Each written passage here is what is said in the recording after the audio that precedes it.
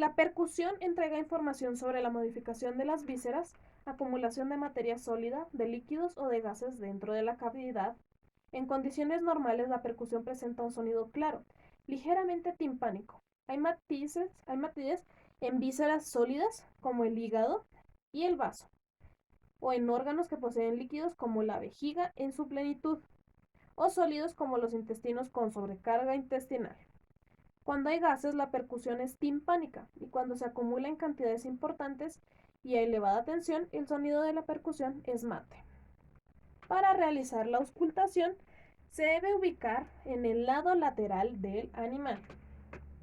Debe ser ordenada, comenzando a nivel de la proyección de la válvula iliocecal en la fosa del ijar del flanco derecho, entre la última costilla y la apófisis transversa de las vértebras lumbares. Se evalúa el pasaje del alimento hacia el ciego y se ausculta el ciego, se pasa al colon y al recto.